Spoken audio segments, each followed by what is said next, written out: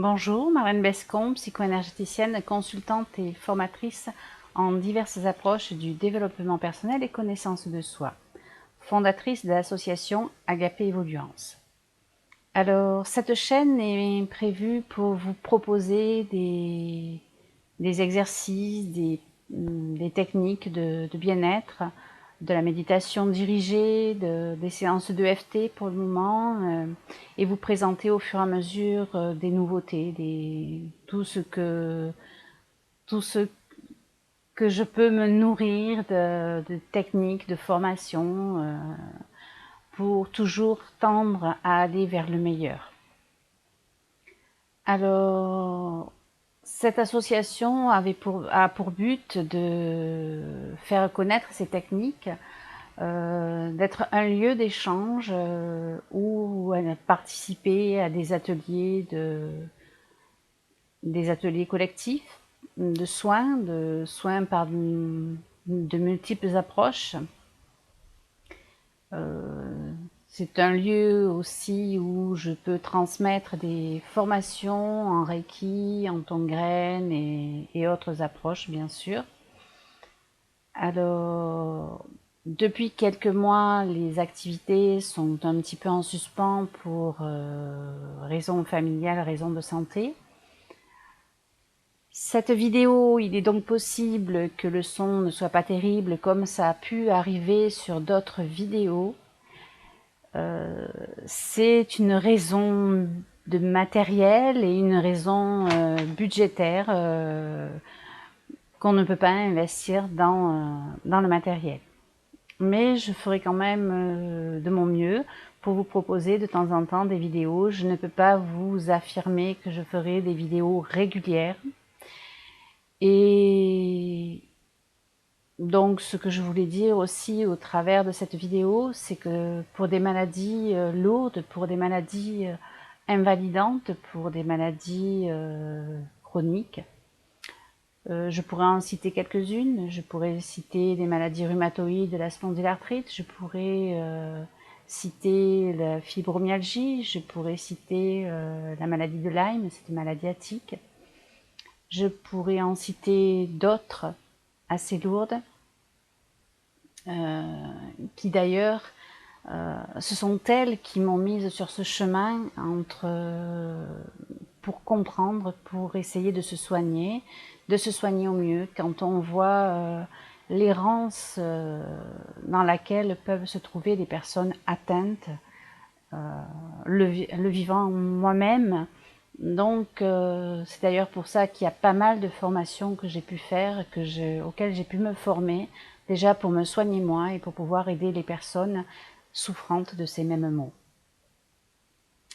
Alors, même si au départ des formations, je ne savais pas que j'étais atteinte de ces pathologies, je ne savais pas qu'un jour j'aurais ces pathologies, puisque mon cheminement ne date pas d'hier, il a déjà commencé par la transmission. Ma mère m'a transmis certaines de ses pratiques, certaines de ses croyances, que par la suite j'ai mis à ma sauce, bien sûr, avec mes connaissances, avec mes formations, avec mes pratiques, avec mon expérimentation, j'ai pu changer mes croyances, ce qui est très important, et adapter au fur et à mesure, toujours pour ce qui est de mieux. Alors, mon parcours, donc au niveau des formations, j'ai commencé, je me suis fait un post-it parce que la crainte d'oublier. Alors, j'ai fait en 1995, même si auparavant je faisais d'autres approches qui étaient plutôt d'orientation spirituelle, éso-spirituelle, on va dire, comme la transmission de lumière, l'imposition des mains. Bon, toute petite, quand ma mère rentrait du travail, je lui massais les jambes. Donc il y a toujours eu cette fibre-là quelque part. Il y avait des personnes dans la famille qui pratiquaient tout ça déjà. D'autres de ma génération qui, elles, se sont tournées carrément dans le médical parce que pas touchées par ces croyances-là. Bon, j'étais la petite dernière, donc je récupérais tout ce que ma mère pouvait me donner. Donc j'ai commencé les formations certifiantes, parce qu'elles ne sont pas forcément diplômantes. J'ai commencé ces formations certifiantes en 1994 par les applications médecine parallèle, dans lesquelles il y avait du magnétisme, désolé, magnétisme, radiesthésie. J'ai voulu contracter, ça allait plus vite. Alors, quand on veut aller vite, il faut savoir aller doucement. Alors, après quelques années dans ce domaine-là, après d'autres problèmes de santé, je me suis orientée vers le Reiki, qui pour moi a été une méthode sécurisée, puisque pour moi c'était une mise de balises, de repères, pour pouvoir aider les personnes sans leur faire de mal. Après, j'ai fait d'autres stages, d'autres ateliers pour comprendre ce que je pouvais vivre. J'ai fait des ateliers de sortie hors du corps. J'ai fait des ateliers de référentiel de naissance avec comme support la numérologie et la tarologie. Je suis passée par la psychobiopressure avec le docteur Delatte. J'ai étudié 1 an de naturopathie où c'est que j'ai retrouvé exactement les mêmes choses que j'avais pu trouver dans ma formation bien plus tôt aux applications de médecine parallèle. J'ai continué par une formation de 2 jours sur les élixirs de minéraux, sur les fleurs de Bach. Je suis partie vers les huiles essentielles. Je les ai étudiées de différentes approches, par l'approche intuitive, par l'approche tout simplement les ingérant, en prenant des bains, en faisant des massages. Enfin, Et puis dans mon cours de naturopathie, il y avait aussi des huiles essentielles. J'ai eu une formation en santé naturelle hédoniste qui est basée sur la médecine chinoise. Il y a des massages sur le système nerveux central, il y a de l'auriculothérapie, pas par les aiguilles, parce que n'étant pas dans la médecine conventionnelle, nous n'avons pas le droit de piquer. Donc on fait de l'auriculothérapie avec les graines. La méditation, qu'est-ce que j'ai fait encore? Ah oui, j'ai eu une rencontre formidable avec Louise Gervais, une des pionnières de l'EFT en France, Emotional Freedom Technique, une méthode de libération des émotions, de liberté des émotions, pour pouvoir se nettoyer. Et avec Louise Gervais, j'ai participé à de nombreux ateliers où c'est qu'elle nous a initiés à diverses approches, comme l'approche de Lester Levenson, comme le TAT, Motrans, Immunique, les BARS. J'ai été initiée au BARS, j'ai été facilitatrice BARS. Voilà, j'ai fait pas mal de choses. J'ai continué aussi, j'ai participé à des ateliers de PNL. J'ai entamé une formation en PNL, une en sophrologie aussi. Et puis finalement, je me suis aperçue que beaucoup de ces techniques se rejoignaient. En tant que patiente, je me suis fait un autre petit papier pour les soins que j'ai testés par moi-même. Donc bien sûr, je me suis approchée de l'oligothérapie, de l'homéopathie aussi, qui était dans mes cours de naturo, qui était dans mes cours de médecine aux applications, non, applications aux médecines parallèles. Et j'ai reçu des soins en auriculothérapie, cette fois-ci par une dame médecin sur Istres, avec des aiguilles.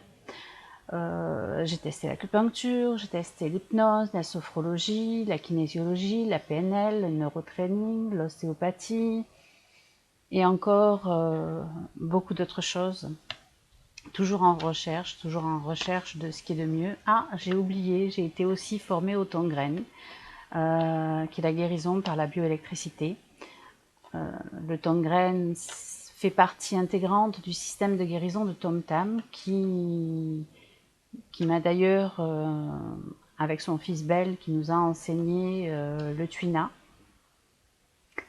Le Tongren est une méthode de soins qui s'appuie bien sûr sur la médecine chinoise, le Qigong et le Tuina. Et il y a aussi et sur la bioélectricité. Tom Tam fait énormément de recherches sur la bioélectricité.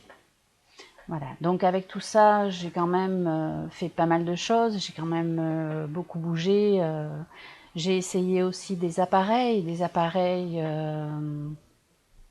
à stimulation électrique, comme l'appareil céphalie pour les migraines, qui fait comme une couronne avec une petite lumière bleue qui fait princesse de l'espace. J'ai essayé le TEN avec des pulsions électriques aussi, et j'ai essayé les machines Tongren de Tom Tam.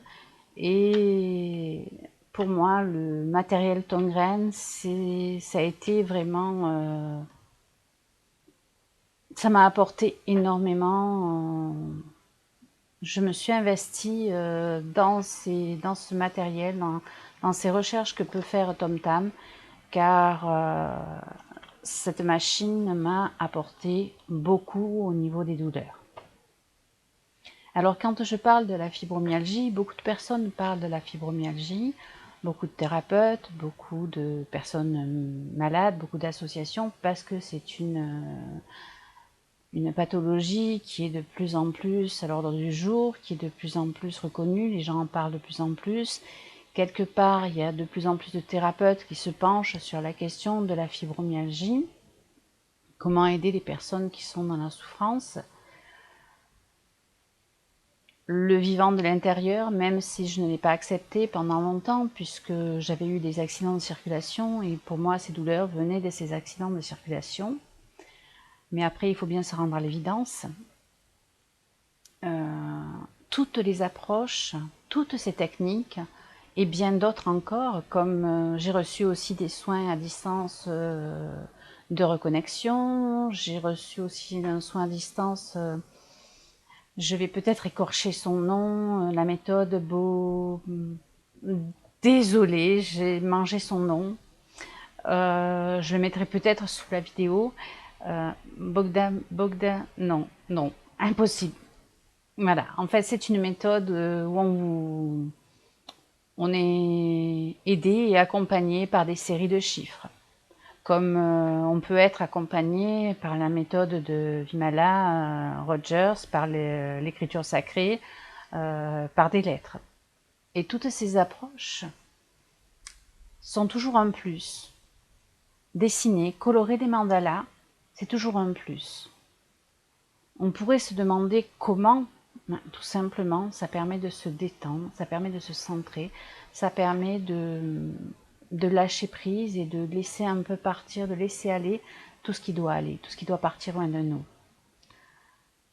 Alors, oui, on va me dire la maladie de Lyme, elle la connaît pas. Oui, je la connais. Je la connais encore ces jours-ci, pas plus tard qu'hier, j'en ai plaisanté parce que un médecin spécialiste, en me faisant un examen, s'est voulu très rassurant. Et avec son sourire rassurant, j'ai cru comprendre qu'il plaisantait.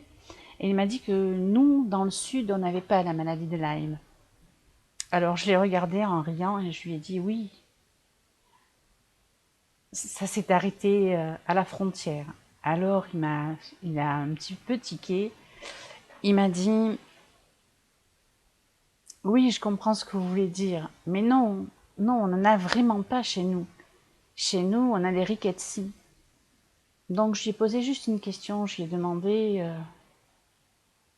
pourquoi les rickettsi, ça fait pas partie des borrélies. Je vous avoue que je ne peux pas répondre dans l'affirmative à 100%, j'ai un petit doute, parce que j'essaye de pas trop me noyer le cerveau avec tout ça. Je préfère me noyer le cerveau avec des techniques qui vont nous aider à se soulager et à se libérer de tout ça. Et là, je lui ai posé une colle. Et c'est pas le seul. C'est pas le seul parce que quand on a une pathologie lourde comme ça, invalidante parfois,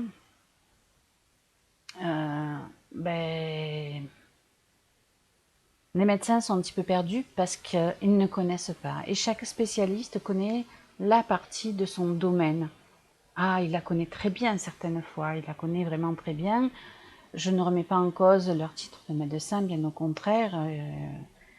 Mais certaines fois, ben, ils ne connaissent pas la pièce du voisin.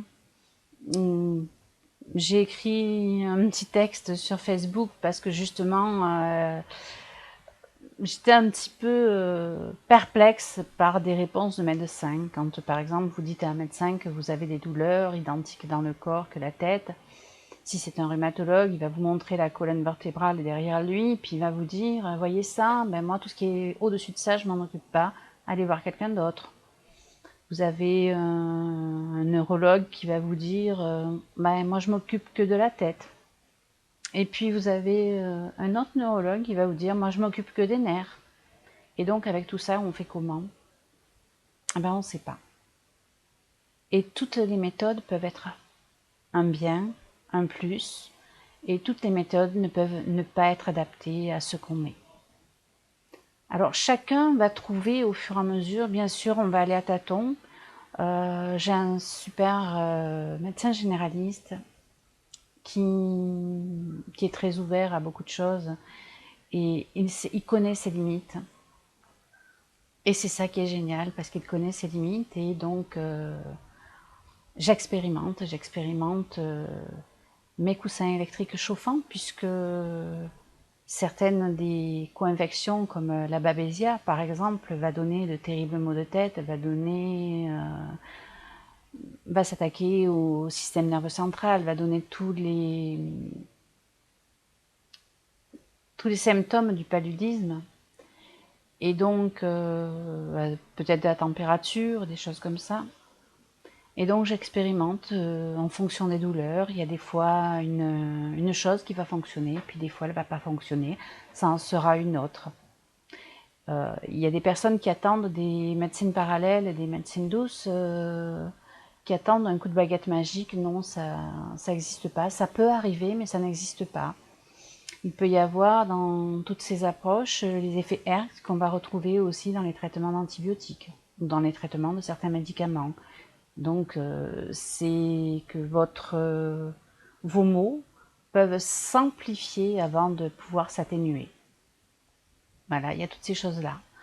Donc, j'ai expérimenté des coussins électriques, tout simplement, des coussins électriques que je peux mettre sur la nuque, sur les épaules.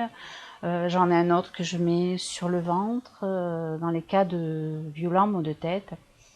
Des fois, je rajoute de l'huile essentielle de menthe poivrée ou autre. Attention, attention avec les huiles essentielles. Quand on ne les connaît pas, il faut y aller par petites touches avec parcimonie. Parce que les huiles essentielles peuvent vous brûler. Donc, personnellement, je mets des fois des serviettes chaudes, des serviettes froides. Tout dépend du moment. Et pour la même personne, pour la même douleur, des fois ce sera le froid et puis des fois ce sera le chaud. C'est vous qui allez le sentir. Il n'y a que vous. Voilà. Il faut savoir qu'avec tous ces mots, avec toutes les recherches qu'il peut y avoir, quelque part, mais on est seul. On est toujours seul. Parce que personne ne peut vivre la douleur, le soin. Personne ne le vit de la même façon. Donc avec tous ces outils, mais il faut expérimenter au fur et à mesure. Il y a des personnes qui vont passer par la nutrition, il y a des personnes qui vont passer par plutôt une orientation qu'une autre. Bon, moi j'ai essayé aussi les coussins électriques, tout simplement, les coussins chauffants. Voilà. Et bizarrement, des fois, ces maux de tête qui peuvent passer avec un comprimé, qui peuvent ne pas passer avec un comprimé, quand on met ces coussins chauffants, quand on boit bien, surtout bien s'hydrater, quand on boit, qu'on met ces coussins chauffants, avec une fenêtre ouverte pour être aéré en même temps, bah, bizarrement, on se met d'un coup, au bout d'un moment quand même, on se met à transpirer, à éliminer, et le mal à la tête s'en va avec. Bizarrement. Alors il faut savoir que dans la maladie de Lyme, ce qui fait mal, dans les co-infections, en fait, avec les bactéries ou les protozoaires, ce ne sont pas forcément le fait qu'il soit là, mais quand il y a un traitement quelconque qui va tuer la bactérie au protozoaire, le protozoaire est censé rejeter tout son poison, voilà, tout ce qui fait mal, justement, toutes les toxines.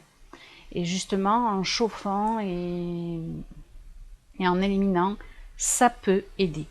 Ce n'est pas une affirmation à 100%, puisque comme je vous dis, ça dépend des personnes, ça dépend des jours, ça dépend de plein de choses. Mais ça, c'est une technique qui peut aider. Bon, bien sûr, il y a toutes les techniques de soins qui aident aussi, même si c'est pas toujours miraculeux. Des fois, oui, mais pas toujours. Les huiles essentielles peuvent aider, le Tone-Grain peut aider. Il y a aussi les patchs Power Strip que j'appelle moi-même Patch Love. C'est Louise Gervais qui m'a fait connaître ça, ça vient des US. D'ailleurs, il y a un lien sur mon site pour les personnes qui voudraient acheter ces patchs. Alors, ce sont des patchs rectangulaires. J'en ai un petit peu plus loin là. Je peux vous les montrer. Ben, je pense en avoir, je regarde.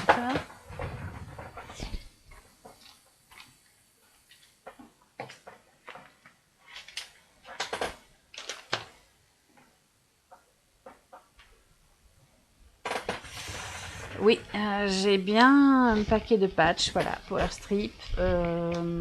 Par contre, je ne peux pas l'ouvrir tout de suite parce qu'une fois ouvert, quand même, les patchs se dessèchent.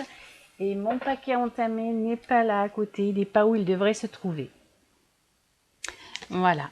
Donc, par exemple, quand le matin, quand on reste au lit longtemps avec la fibromyalgie ou avec la maladie de Lyme, quoi que ce soit, un des symptômes qui peuvent être la nuque raide, des raideurs dans les épaules, dans les bras, peut après monter vers la tête et puis donner des maux de tête.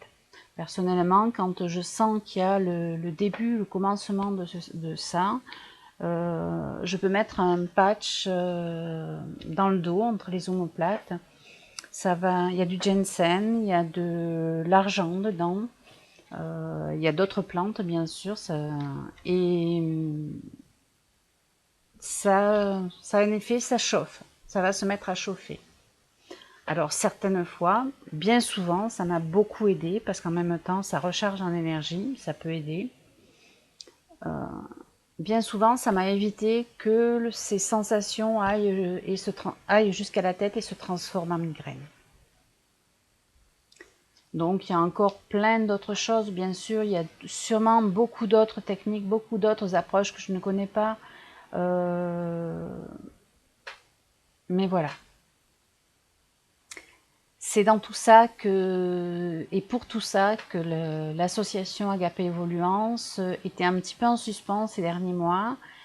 Et je pense malgré tout que dès le mois de septembre 2016, les activités, les ateliers reprendront.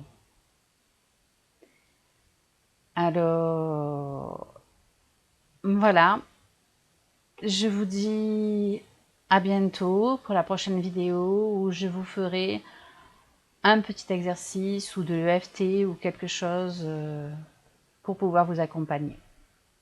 Au revoir, à bientôt.